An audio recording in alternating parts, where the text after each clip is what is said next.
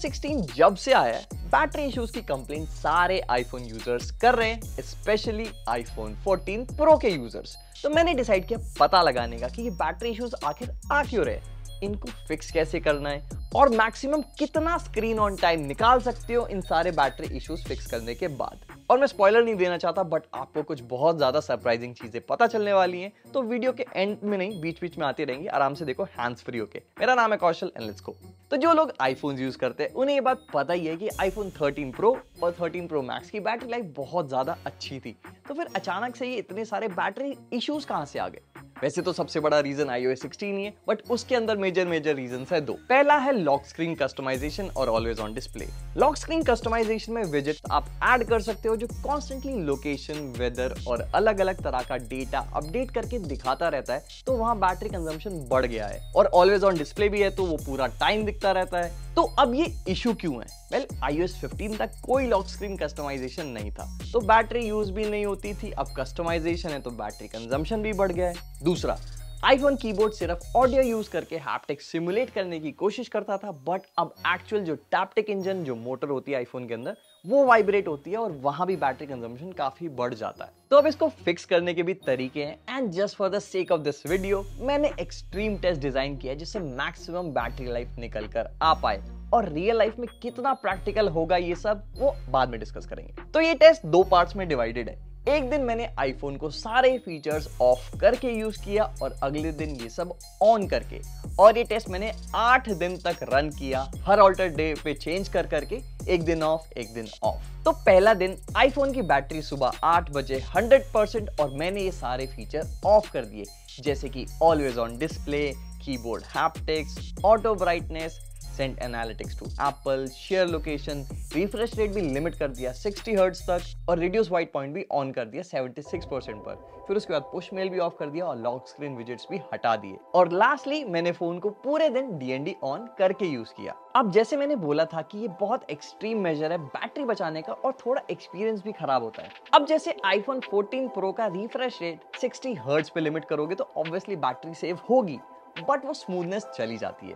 Reduce white point से brightness कम हो जाती है तो ऑब्वियसली बैटरी बचेगी, बट धूप में थोड़ा सा एक्सपीरियंस खराब हो जाता है। और ऑटो ब्राइटनेस ऑफ कर देने से बार बार आपको ब्राइटनेस एडजस्ट करनी पड़ेगी, जो कि बहुत जल्दी अनोइंग हो जाता है। अब मैंने मन मार के जैसे तैसे फोन यूज कर तो लिया, और 100% से 20% बैटरी को आने में लगे 15 घंटे with a screen on time of 8 hours. और मेरा जो यूसेज था वो 70-30 वाईफाई और मोबाइल डेटा पर रहता है, मोस्टली इंस्टाग्राम, ट्विटर, रेडिट पे doom scrolling, YouTube videos, Spotify पे म्यूजिक और थोड़ा बहुत कॉल्स वगैरह। तो अब अगले दिन मैंने फिर से 100% बैटरी के साथ शुरू किया दिन, बट जो सारे फीचर्स कल ऑफ कर दिए थे वो आज सब ऑन कर दिए। And let me tell you something, ये सब फीचर ऑन करने के बाद जो एक्सपीरियंस होता है आईफोन का वो माइंड ब्लोइंग होता है। ब्राइटनेस धूप से इंडोर्स आने में सीमलेसली एडजस्ट हो रहा है, 120 हर्ट्ज में एनिमेशंस एकदम स्मूथ लग रहे हैं, ऑलवेज ऑन डिस्प्ले एकदम बढ़िया, लॉक स्क्रीन विजेट्स भी ऑन कर दिए थे और DND भी ऑफ कर दिया।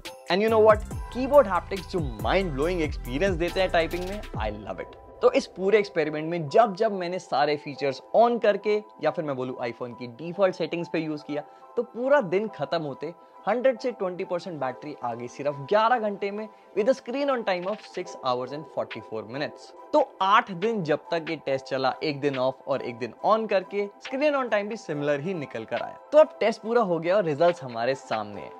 Extreme battery saving tips use करके आप 90 मिनट्स या फिर 1.5 घंटा एक्स्ट्रा निकाल सकते हो स्क्रीन ऑन टाइम, जो कि आपके काफी काम आ सकता है अगर आप किसी इमरजेंसी में हैं या आपके पास चार्जर या पावर बैंक नहीं है तो।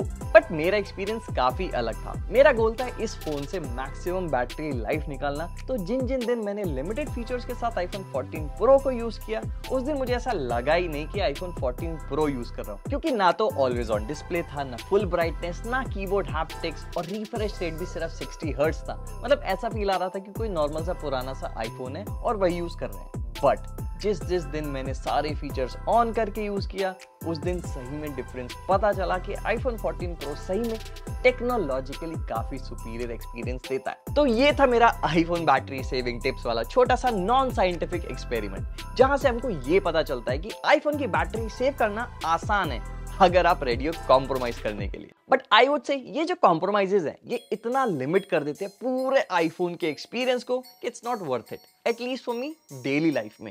इमरजेंसीज में श्योर, बट रोज रोज नहीं यूज करूंगा मैं। क्यों? वेल, अब अगर मैं आईफोन 14 प्रो यूज कर रहा हूं तो मैं ये एक्सपेक्ट करता हूं कि सारे फीचर्स और बेस्ट एक्सपीरियंस मुझे मिले। अब उसमें अगर बैटरी लाइफ कम मिलती है तो वो जस्टिफाइड है, और even though I expect better battery life in future updates and future iPhones, अभी के लिए जो है वो है।